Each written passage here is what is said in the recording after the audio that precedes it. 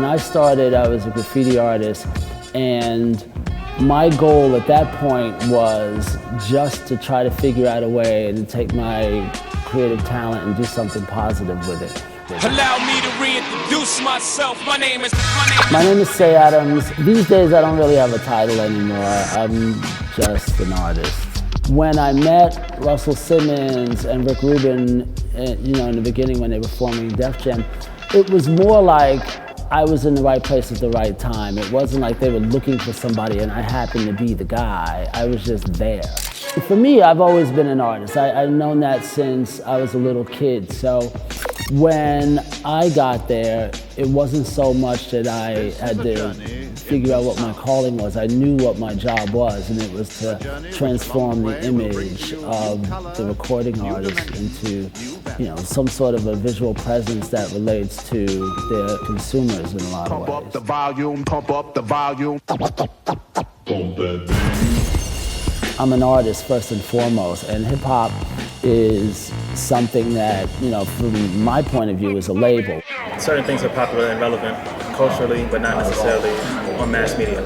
Do you feel like the other side, the people that are lesser known, will ever get their due? Well, it depends. Not everybody's interested in being a star. That's the one problem with social media, is that now you have all these people that are famous for doing nothing, and they all aspire to be famous. In the old days, if you aspired to be famous, you had to do something. You had to be an entertainer, you had to be an athlete, you had to be some form of a performer. Now, people just want to be famous. What made you come to Pittsburgh?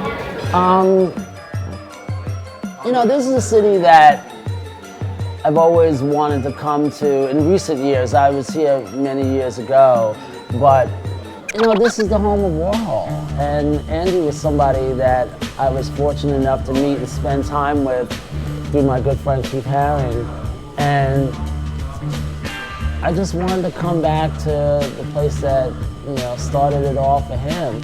So your mural in the August Wilson Center for the Other Side of Pop exhibition, talk about that. Well, I wanted to create something that speaks to just a few of the artists that I have been fortunate enough to work with. It's just a light brush stroke of a 30-year history. And so if people go back and they research or listen to a little bit of DMX or Run DMC or Public Enemy, or just be inspired to look at the strokes and think about, how did that person create this? That's all I was trying to do. It's just a little teaser. The rest is up to you.